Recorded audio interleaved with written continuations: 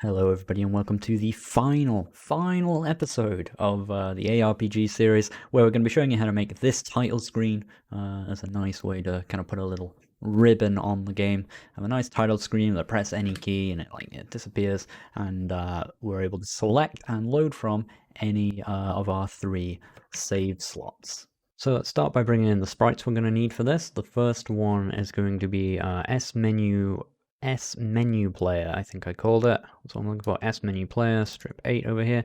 It's literally just like the run animation for the player, but with like a white outline. We don't really need the whole animation system. I'm actually going to delete most of the frames except for this one.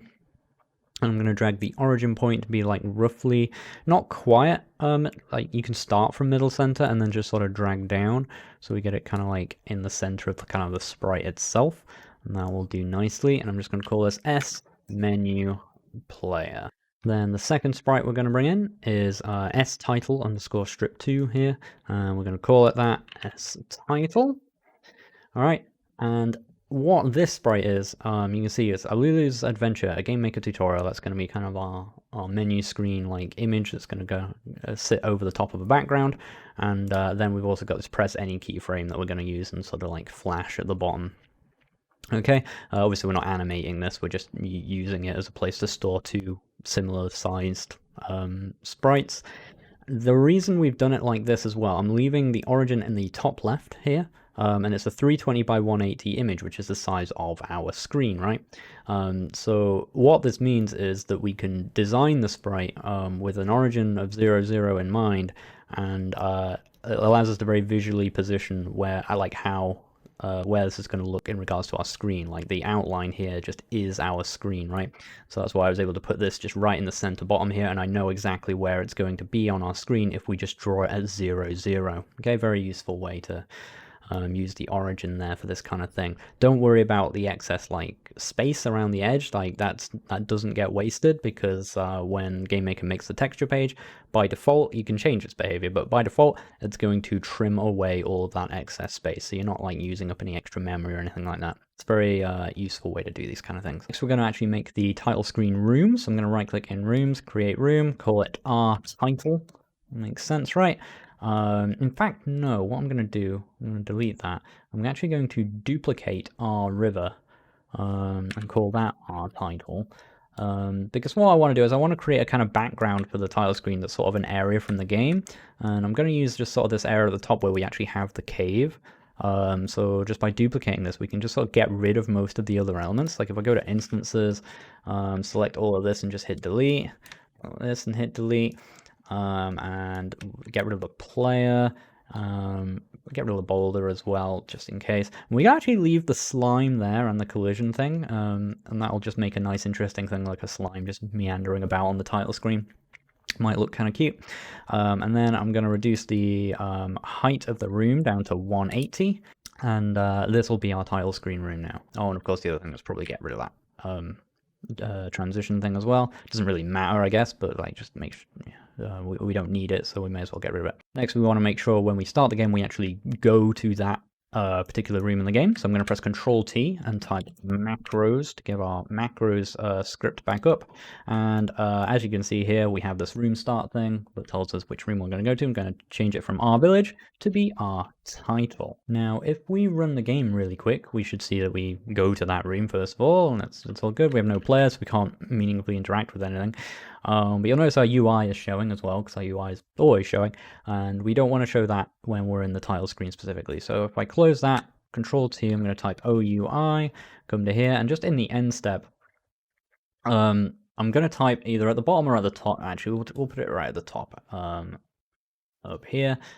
What we can do is right here, I can just write if room equals our title, visible equals false, else visible equals true. Simple as that, right?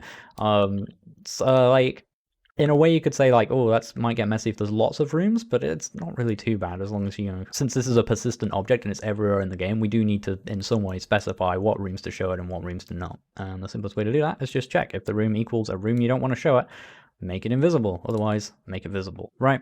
And then, run the game. You can see that now. We'll just come into that room. We won't have that UI there anymore. It's still there, technically, but it's not actually showing any of it because we don't want it to in this room. Of course, as I said, just because we've made it invisible doesn't mean it's not still functioning. So we actually need to make sure we can't pause the game as well during in rooms where we don't want UI to show. Otherwise, we'll be able to sort of we won't even know it's happening. Be able to like invisibly control the pause menu, which is not what we want. So I'm going to come into OGame, and in the end step where we are able to pause the game, and when we do this if keyboard check VK escape thing, what we want to do is simply write and OUI dot visible equals false, or sorry, does not equal false, or equals true. However you want to do it, you get the idea. So as long as OUI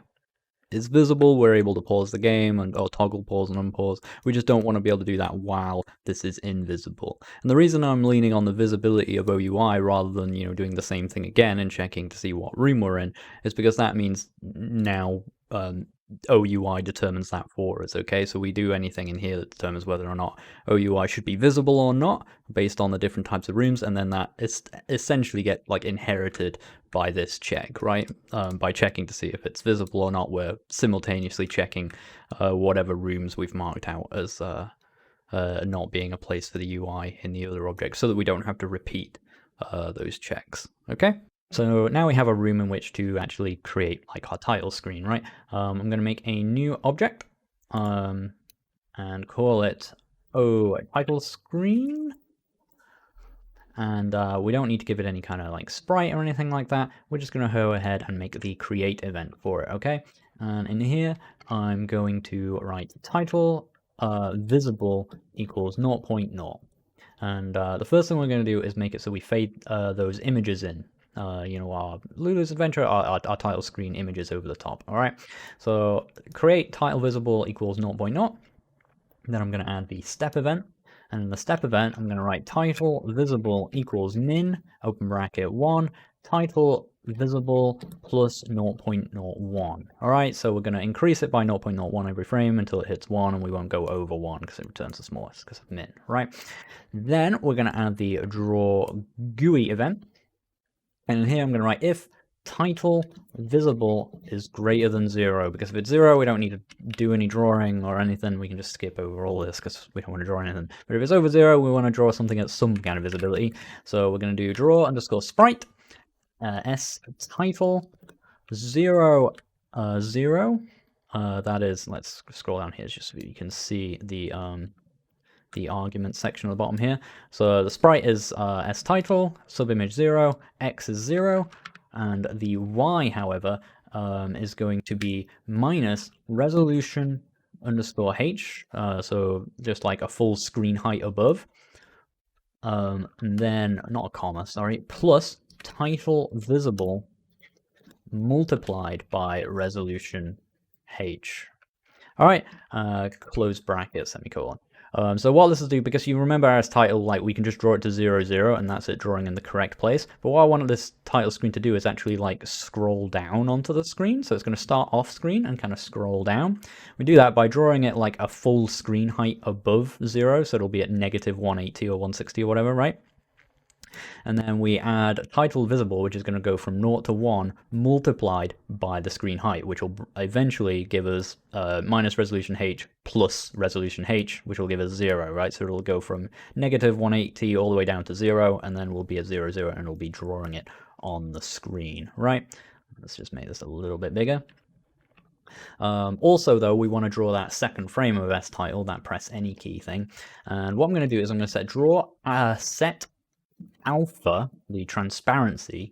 What we're going to do is we're going to draw this second frame at a certain level of transparency that waves between 0 and 1, so it kind of like flashes, all right, but like in a kind of pulse, right, like a pulsing alpha, so it kind of draws our attention a little bit. And now we're going to do that. I've actually made videos on scripts and useful like helper functions, and one of them is wave, and it's a very good function that you can type in like situations like this without having to think about it, and it's just like wave a value between 0 and 1 and over so many seconds. Very, very useful. But here, I'm just going to show you how to do it manually, and then you can kind of understand how you could make a function like that yourself if you really wanted to. So what I'm going to do is we're going to set the alpha to, first of all, title visible is our main factor here, because we want it to be 0 or 1, right, depending on how visible the title is. We're going to fade it in slowly over time. So like at the start, we don't want it to be visible at all. So whatever it is, we're going to multiply it by title visible. All right, so either from 0 all the way to 1, this will multiply by whatever formula we want to do here, and then whatever we put over here is going to be what makes our wave happen, all right, like our alpha over time. Now the easiest way to do any kind of like waving function is to use something like sine or cosine, cos as well. So I'm going to do sine, open bracket, get underscore timer. Now I'm going to just put another bracket there for the time being. So sine, if you're not aware, I don't know if we've covered this on this particular series in the past. At 51 episodes, it gets really hard, so please forgive me if I'm going over something we've already been through. But if I just zoom in for a second just so I can draw, what a sine wave does is starting from 0, depending on what number you put into it in these brackets, it's going to return a value between 1 and -1 over time as the number increases. So starting from 0 and then getting all the way to like 3.14 and then up to 6 and then up to 9 and so on. Like it goes between like hitting 1 at these peaks and -1 at these peaks, okay? Which means is if you just have a value that just increases over time, putting it into sine, you get a shape back like this. Get timer returns the amount of time that's passed since the game was launched in microseconds, all right? So that's a very useful thing to use if you just need a value that increases over time, right? But since it's microseconds and there's a million of those in a second, what I'm going to do is multiply that by 0.0000001 to get it down to like seconds again, essentially dividing it by a million, right? And then because of the way sine works, it's like a trigonometry function. If you know about this, then you already know this, but for those that don't, it works in radians, okay? Which means like one, I think it's like one full peak or something like that. I could be wrong. Something like that. One of those like full peaks or a full wave or something like that is going between 0 and 3.14. So every 3.14, it like does one of those like full curvy waves, right? And 3.14, which, as I say, just one of those full waves, is like a special number called pi, and that's a built-in function in GameMaker. You just type pi and you get pi. So we can also multiply it by pi, just so that we like normalize it to on that. So we get the idea that like every second it's going to be like one of those things. I can't remember if it's like 1 peak or 2 peaks. You just Google sine graph and you'll see what I mean. And then the problem though is that sine, as I said, goes between 1 and -1, and we actually want to loop between 1 and 0. So the simplest way we can do this, so it just like keeps looping in that way, and rather than looking like this, actually looks something like this, is to just put an abs on the beginning here, which will, I don't know what abs stands for, actually. I don't know if it's like absolute or something like that, but like you do abs and you put something in it, it will just make sure that the number is always positive. So if you put -3 into abs, it comes back as 3, and so on. Again, I may have explained all of that kind of thing before in the past. Sorry if that's the case. It's really hard at this point. There's too many episodes. Once you've done that, just close, make sure all the brackets are closed, right? So start this one, start this one, start this one, and this one, close, close, close, close, right? Semicolon. Next up, we can actually draw that sprite. So draw underscore sprite, s title. The sub image this time is going to be 1, and the x and y is just going to be 0, 0, right? So we're drawing that. Again, if I just middle click this, we're drawing this frame just at 0, 0, so it'll appear in the middle, right there, okay? And then once we're drawing that, we set our alpha back to 0. So draw alpha, back to 1, sorry, so that we don't draw everything, this weird transparency forever. So next up, we can just put this into the game. Just go to our title on the instances layer. I'm just going to pop O title screen. In fact, actually, just to be safe, we'll make another instances layer above it called O title screen, just to make sure it doesn't like draw below. It's draw GUI anyway, but just to make sure it's on a layer above these things. You can see here, like, it's fading this in and out. We've got Lulu's Adventure, GameMaker tutorial, and it just like, if I just keep pressing R there just to restart everything, you can see like it starts off screen, comes down here, and then this is just like fading in as well. So that's kind of part one, as it were, of this extra length final episode special. So we just got the title screen drawing. Now we want to actually like be able to progress on from this and show our save slots that we'll be able to pick from. So let's close that. I'm gonna press Control T and type O title. Actually, O title was enough to get to our O title screen object. Come to the create event. I'm gonna add a whole bunch more stuff in here. Other than title, just title visible, we're going to want key pressed to equal false. We're going to want slots visible to equal 0.0, slots selected to equal 0, and loading started to equal false. All right, that's going to be whether or not a loading process has started, like we're loading to the next screen, so we don't accidentally select multiple saves or whatever. Key press is going to be whether or not we pressed any key at the start in order to progress us to the next bit. And slots visible is going to work like title visible. It's going to be how much we're showing the save slots on screen at any point between 0 and 1. And slot selected is which one we have like highlighted or selected. Okay. Then underneath that, we're going to loop through our different save slots and load in the various data. Okay, so I'm going to do for var slot equals 0 and slot less than or equal to 2 and slot plus plus. All right, so we're going to go just a simple loop over each of our 3 slots from slot 0, slot 1, and slot 2. I'm going to do var underscore file name equals save plus string underscore slot plus dot sav. And this is exactly the same as it is in our save and load scripts. All right, you can check it against it. So if you go to save game, save string to file here, so it's save plus obviously the global game save slot plus dot sav, right? So just make sure it's exactly the same structure, save plus the number plus sav, or however you've done it in your game. And then once you've got that file name, we can do if file underscore exists underscore file name. If that file is there in the first place, we can get the data from it by doing slot data underscore slot equals load JSON from file. Remember that function we wrote just to get the JSON from the file and put it into a DS map in GameMaker. File name.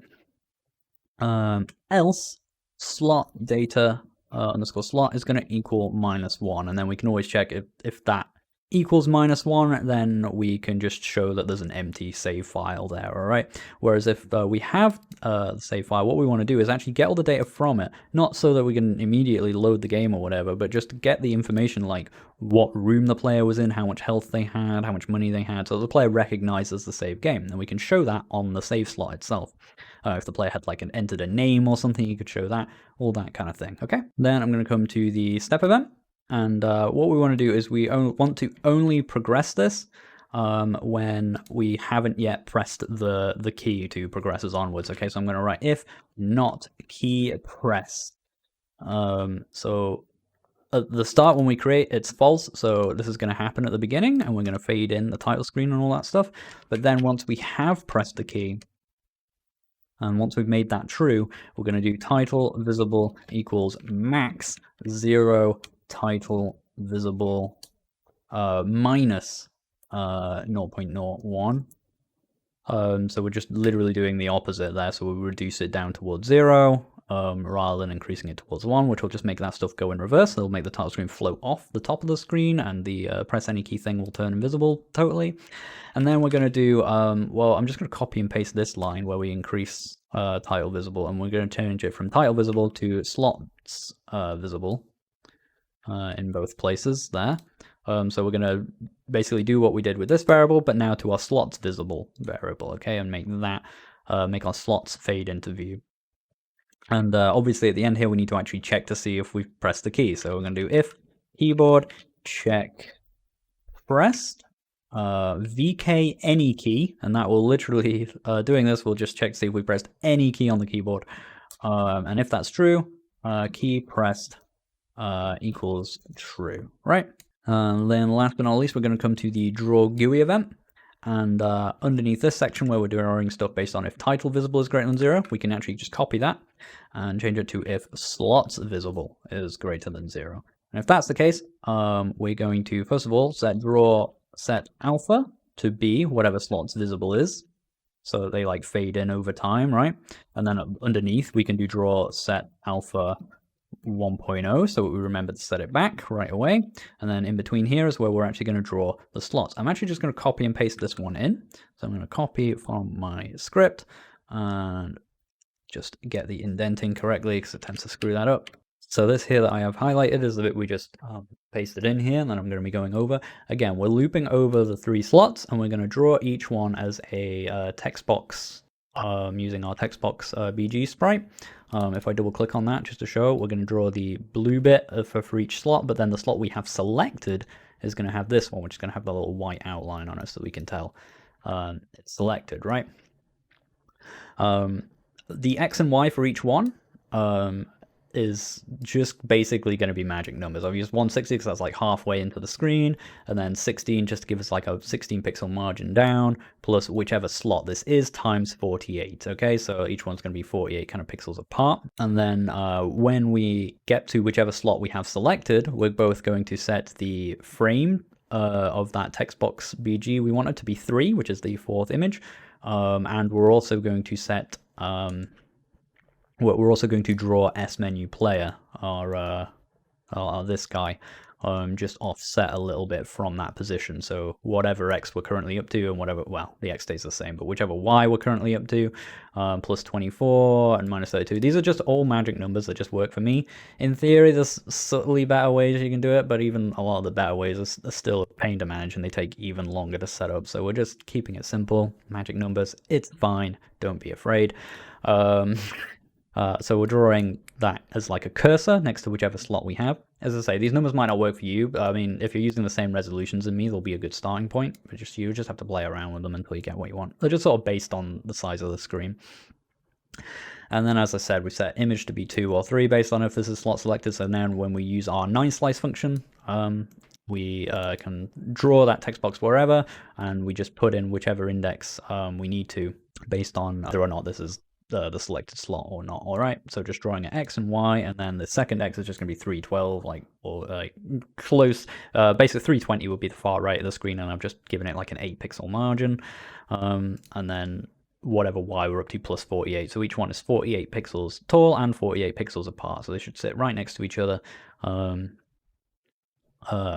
like 16 pixels down from the top of the screen. Okay, and then obviously we set alpha back to 1 afterwards. Now we can go ahead and run that. We should see now when we get this again. Press any button, fade this way, and you see those kind of appeared instantly, and it was kind of a little bit jarring, but the corners are kind of fading in. That's just something we sort of overlooked when we did our 9slice function. In theory, we don't need this function anymore, right? The newest version of GameMaker has 9slicing stuff built in, but since we have this function, it's doing a bit of work for us, so we may as well use it, right?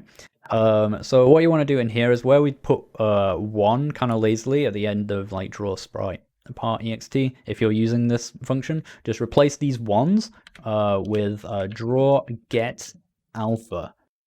Okay, open bracket, close bracket. Take that function there and just paste it onto these 1s on the end that's representing the alpha with which we draw each part. I think we just assumed when we wrote this that we were just always going to draw it at alpha 1 or whatever. Obviously draw sprite part on its own will just use the draw get alpha, and that's why the corners were drawing correctly, but everything else was kind of ignoring it and just drawing a full alpha. We just put draw get alpha on the end of each one of those there. It'll draw it correctly. So now I've done that. If we run it again, precedent, you can see it fades in properly. So we've got this, and then we press that, and then this comes in just as we want it to. And you can see the selected slot is like highlighted and has this little dude next to it. Next up, we want to draw some information in these boxes based on whatever is in our different save files. So I'm going to close this first of all, and I'm going to make a new script. create a script, and I'm going to call it room to area name, and I'm just going to copy and paste in the whole function here. This is what it should look like. Have a function called room to area. In fact, we can change argument 0 really to just be room name, since we can name arguments now. Latest version of GameMaker, so we should probably start doing that. Room to area name, room name. So whatever, or rather, no, it shouldn't be room name. It should just be room. Really thinking about it, because room name is what we're going to get back. So we pass in a room number, or a room index, so something like our village, our river, or whatever, and we get a more English readable like string back. So we just pass that in, and then we just make a switch statement, and for every like area of the game, we're going to have a name specifically for it. Okay. Long term, in a bigger thing, you might consider doing this as external data that you load in, but really there's not an issue in just doing this as a big switch statement. It's not as bad as people will tell you that it is. Long term, you might want to make this data external rather than just being in a big switch statement, because you might want to localize and change, I don't know, the language of each one of these different things and so on. So this is kind of really a one language solution for your game. That can also kind of get difficult as it gets really big and you have to manage it within GameMaker and do that kind of stuff. So you could make like a key pairings thing in an outside file or something, but for now and for a small game and one language, this works as a pretty solid solution. Okay, just have a switch, and for every new room we add, we just add a new case that says if it's this room, then return this string. Okay. And then we have a default here that says unknown area, and I don't know, that we should hopefully never see that. I think we will probably see it in this tutorial, actually, based on one thing, but in theory, generally, in your game, you should never see this, and if you see this, that something's probably gone wrong, or you've not created a case for that room, okay? So it'll let you know. Okay, so now let's pop back to a title screen in the draw GUI event that we were working on before, and let's actually just comment this a little bit. So the starting bit here is draw the save slots. This bit is draw the boxes, and then underneath the 9-slice box stretch, while we're still in the loop for each slot, this is where we're going to start to draw the save data, if it exists. So the first thing we want to do before we draw anything of any kind, we're going to draw some text either way, right? And before we do that, we want to do our usual setting of the different things. So I'm just going to paste these in. Okay, so draw set font, F text, draw the H line, FA left, always do both at once. So V align, FA top, and set the color to be white. Okay, and then, as I said, we need to check to see if the save data even exists. So I'm going to do if slot data open square bracket underscore slot equals -1. If that's true, then we have an empty save slot. So we can go ahead and write something that just says like start a new game or something. So I'm going to do draw text underscore x +8. So we get it like at wherever the box is drawing, but +8. So like 8 pixels in, just give it a bit of margin. And then the same for y. So whatever the top left of the box is, +8. Start new game or something is what we're going to draw there. And otherwise, else, draw the save. Oh, actually, we've got that comment above. We don't need to put that. If it's not, if it's not an empty save slot, I think we know what the opposite of that is. So then we're going to do draw text. Again, the same coordinates: x +8, y +8. Again, 8 might not be the number, but it's just the top left of the box plus some amount, whatever works for you in your situation. Room to area name, open regular bracket, sorry, slot data, then open square bracket, slot, close square bracket, open another set of square brackets, question mark, room. Okay, so again, just using fancy new chained accesses here, we're going to reach into whichever entry of this array is the slot data that we want, and then that'll be the return a DS map, and then we do this to access the particular bit of the DS map we want, which is whatever room was in that save game, okay? Then we send that to this function, and we'll get back a room name that'll be like the village, the river, wherever, the shop, or wherever we happen to be, and it'll draw that text in that slot, okay? Then just to make sure we actually have a save game to try it with, because I think if we run that now, it'll just show them all as start new game. Just going to be sure of that. Yeah, start a new game, because it's not finding any save data at the moment, because I don't know, this is I save these out as different iterations, and there won't be any data from stuff we've done previously. So in order to test that out, what I'm actually going to do is just go to the create event of our title screen, and I'm actually just going to write like save game here, which will just run that, right? Because obviously O game and everything exists, and we can do that. Save game, so it'll just save the game on the title screen, which is obviously not what we really want. But it's handy for the time being to say that we've got save game in here, and it's got unknown area. It'll also have all our basic settings, like our 3 hearts and our 1,000 money and all that kind of thing. But just so that we've got one that's different, right? We could have even changed the slot and then done save game to make sure it like put it in slot 2 and so on, but you get the idea, right? This has actually got some data and it's loaded it. Yeah, important to do it here as well before we actually load the data, so that it saves the game and then loads it goes to load the data and actually finds a game to load. This is obviously super temporary. Just remember where you put this, because we're going to get rid of it. Okay, it was literally just to test that out. Now we know the basics of that is working. We're going to come back to draw GUI, and we're going to draw kind of the rest of the data, right? Underneath here, once we've drawn the room that we're in, I'm going to paste in a whole chunk of more stuff, mostly because it's based largely on code we've written before. I'm going to paste it in. Let's maximize this, and just so we can see the section I've brought in here nice and clearly. So it's this whole section here, draw health and draw money. We'll zoom in a little bit.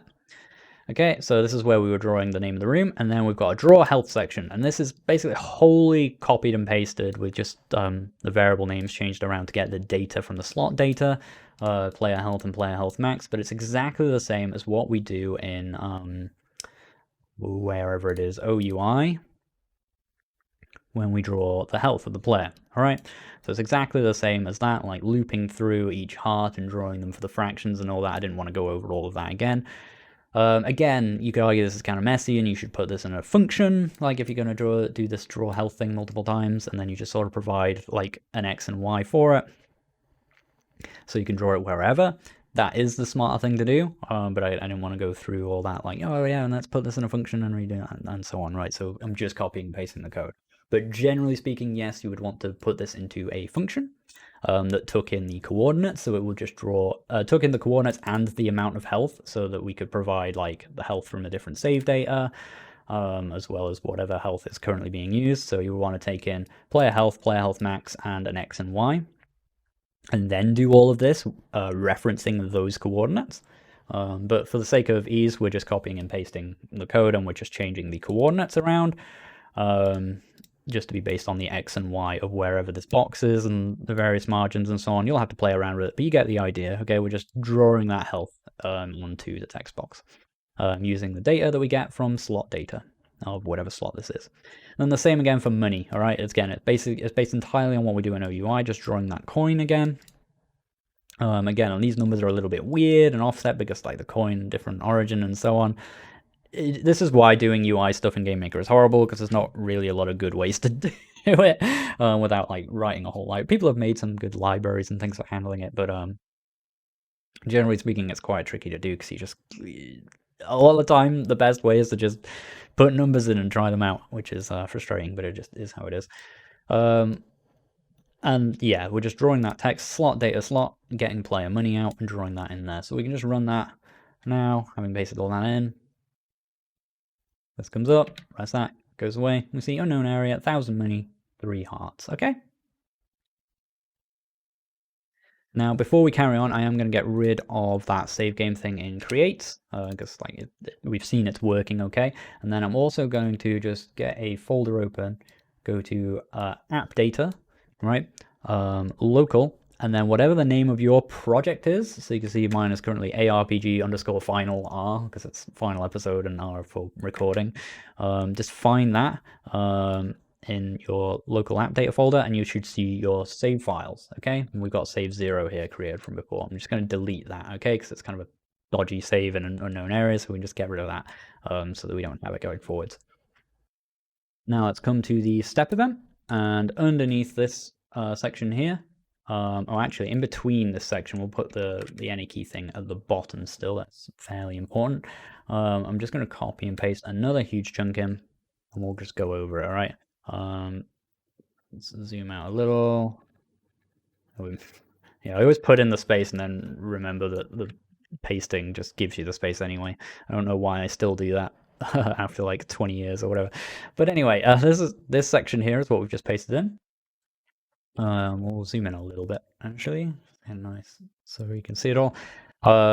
If key pressed VK up or key pressed W, slot selected minus equal 1. If it goes less than 0, we set slot selected to be 2. If we press down or S, we add 1 to slot selected, so we're moving down the list. And if slot selected is greater than 2, slot selected is 0. All right, simple, kind of a chunky. There's probably like much smaller ways of writing it, but I just did it nice and chunky so it was simple to understand.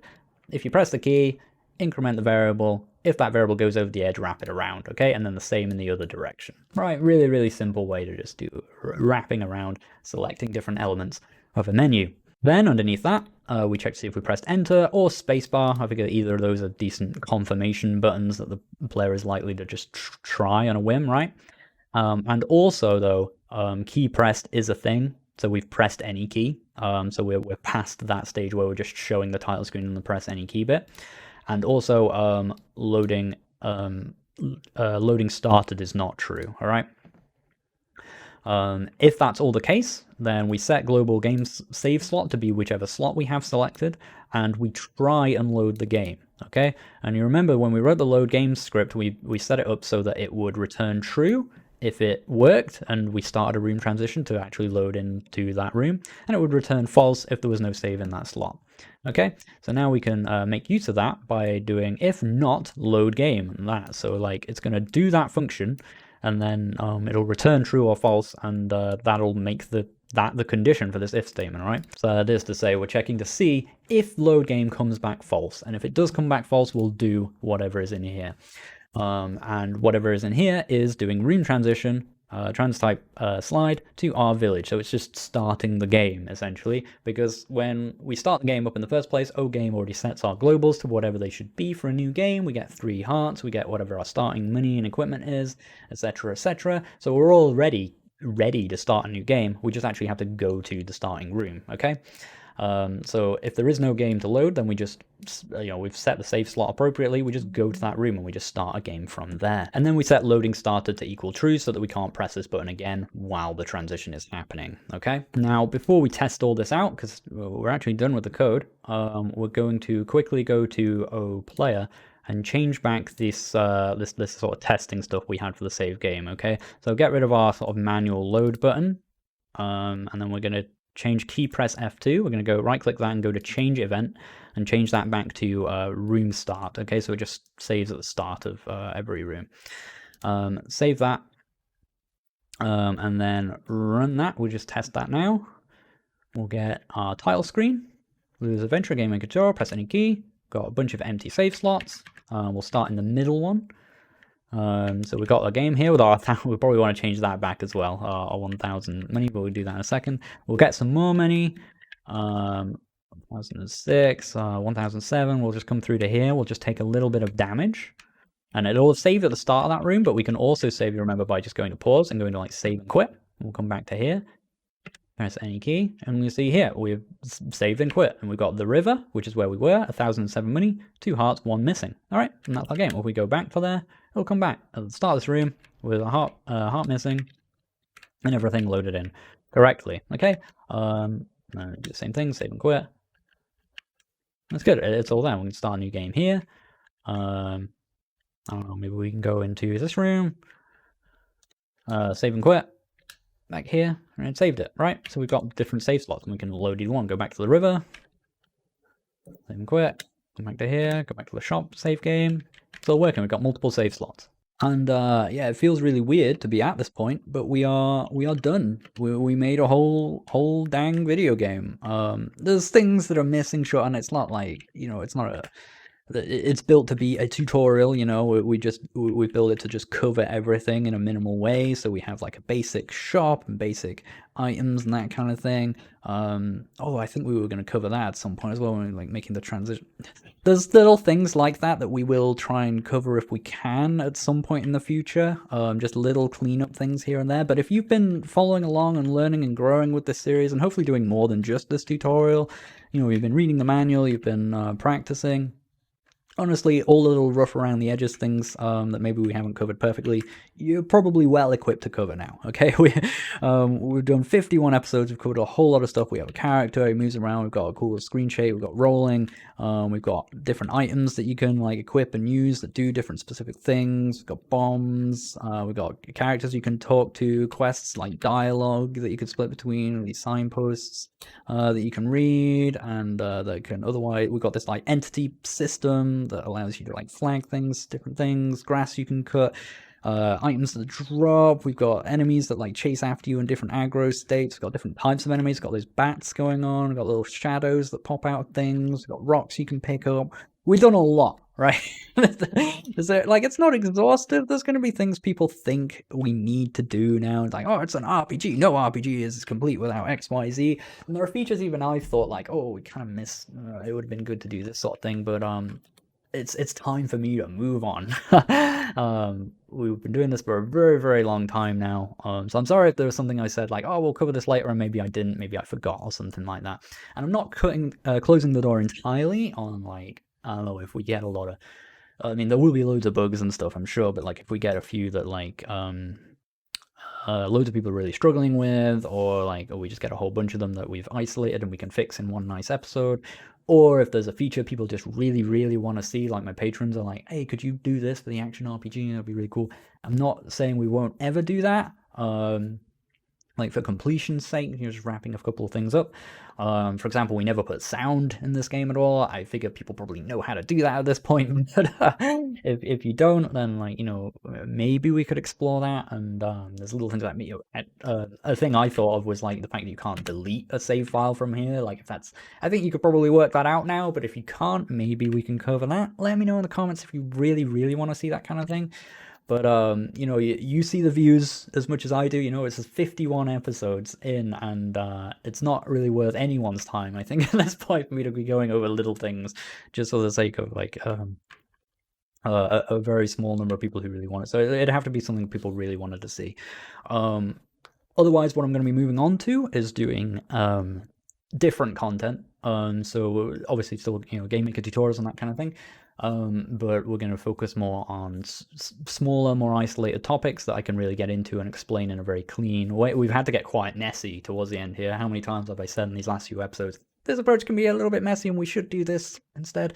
So I want to, you know, dig into some things that we can do in a really clean, polished way, mostly for my own sanity. I just want to do something different. We've been doing this for a very, very long time now, and it's all thanks to my Patreon supporters as well. So if you enjoyed any part of this, you found it useful, the fact that you are here now is because of those guys who've supported me throughout all of this. They voted for it to happen in the first place. They told me they wanted it to continue, even when it was, like, you know, getting kind of low views and that kind of thing. So they're the reason that we got all the way here. So a huge thanks to those people. And if you made it here, if you just watched the whole thing, I'm very proud of you. I'm very proud of you for getting all the way through here. I really hope you did get a lot out of it. And I'm proud of myself for actually sticking with it and getting through to the end of the series despite everything. So it's cool. I'm glad we've been on this journey together. Thank you for watching, however you got here, even if you just, you know, watched a few episodes and skipped to the end to see what it's like. Hello to you too. I hope you're getting something out of this as well. And yeah, I don't really have anything else to say. It's weird. We've wrapped up. I never really know how to wrap things up very well, but but here we are. We finished it. Hope you got a lot out of it. Thank you for watching, and I'll see you on whatever we make next. Thanks, guys. Catch you all next time. If you found this video helpful or you enjoy the work that I do, you should know it's only possible and only exists thanks to the help of my Patreon supporters. If you become one of them today, you can get access to my source code, videos before they even release, and have a vote on the topics that I choose to cover. Doing so will help me make more, better quality videos for the future that are free for everybody to watch. So thank you to all my Patreon supporters, and of course thank you for watching. I'll catch you all next time.